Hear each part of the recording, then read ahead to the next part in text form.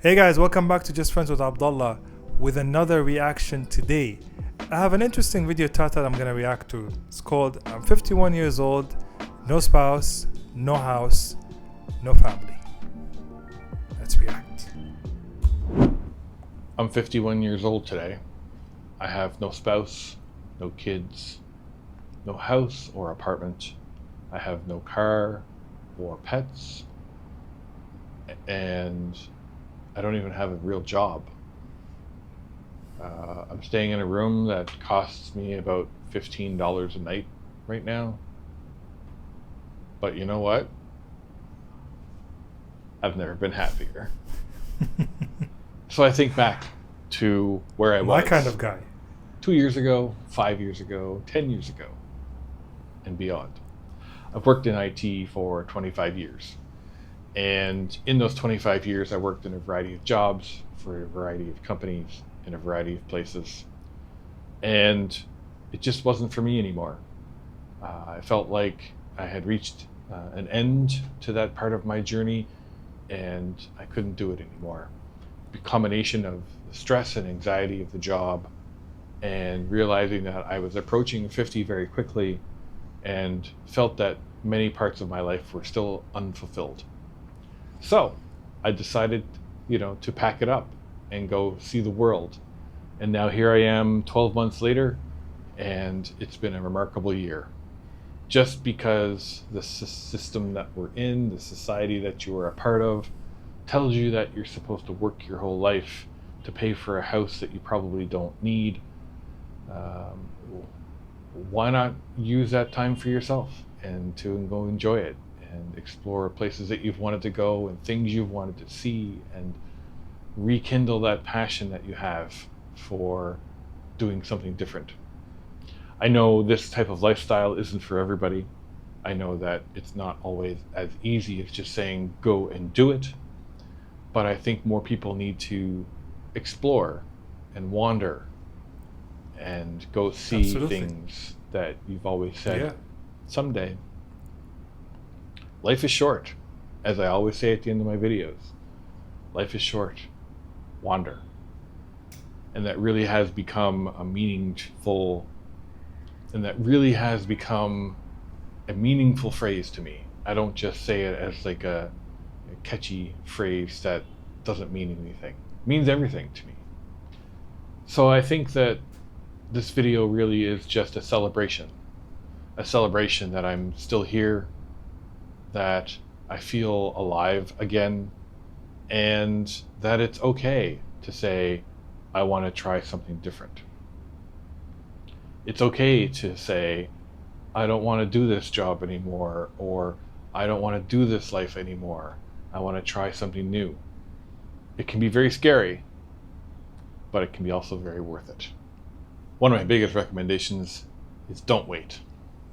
I waited a long time before I finally pulled the trigger and made this decision to go out and see the world again. And my only regret that I really have in the last long period of time in my life is that I didn't do this sooner. Yeah, I think it's good to pause here. Shout out to this 51-year-old guy, man. Like he kind of just in a nutshell broke down everything. He's somebody who decided what is his own happiness, what are the things that are going to make him happy and fulfilled in life, and he went and pursued them, and he just broke all the norm and traditions that we know in our society. We're always told that in order to have a complete and fulfilled life, we need to have a home that we're paying for 25 years mortgage, we need to have family, we need to have kids, right? So legacy, heritage, whatever those big words, big words you hear by everybody. You need to have even like a job, a corporate job with a consistent kind of like growth every year, and none of these things are wrong. None of these things are by any means, or they're not bad at all. There are things that are just part of the cycle of life for everybody, but it's not for him. And that's what he's saying. It's not for him. It doesn't apply to him. He's somebody he found his joy. He found what are the things that work for him. And one of these things are traveling, discovering the world, and seeing what's next. We've always, there's always this sense of pressure to fit into a box of societal rules and norms that are applied to you, and that's not the case. They're just, everybody has their own rules, and what are the things that are going to be fulfilling for them, and for them to reach the mountaintop. And it's not the same story for everybody, but we're pressurized by family and by colleagues, friends, to do certain things because those are the adherent societal norms that we've all been raised on, and they think that for the world to function and for the world to progress, these are the things that everybody needs to align with. But that's not true. Everybody aligns differently. Everybody's mission statement is different, and it's okay to be different. It's okay to accept that you're not going to have a house or kids or family or even a stable job, as you were saying. Now that might be extreme, and he mentioned this, that might be an extreme way of doing life, but you're not going to live with regrets, and that's the big thing, I guess. You're not going to be regretful, and who wants to die and who wants to live a life of regret? Nobody wants that, right?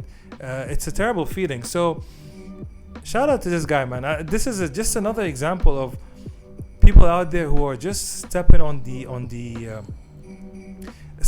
gas, and they're not letting any kind of narratives dictate their life. They're doing what they want. They're choosing them.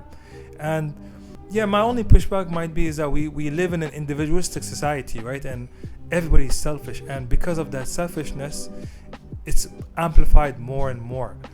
No one helps each other, and this is not an example of it, but this is somewhat of a symptom. When you don't really care about what brings the community together, what brings the society together, you see the bad side. You see where everybody not cares. You see where everyone just ignores you if you're bleeding on the street. Now, again, these are extreme examples, but these are one of the symptoms that exist, and we try to avoid. So there's always a balance, right? But again, I'm not going to condemn anyone for their choices, because this is the choice that they made, and at the end of the day, they have to live with themselves, right? For the best or for the worst, they have to live with themselves. I traveled quite a bit 25 years ago, and then kind of got into the life of the daily grind over the last 2 decades, and time goes by very quickly. Suddenly you wake up one day and you realize it's 20 years later, and you're like, wow, I really wish I had done that. He's right. Don't wait. Go travel, even if it's the short term, even if it's to the next town or the next province or the next state. Or maybe you get on an airplane and go somewhere where you haven't been before. Go wander. It's a wonderful experience.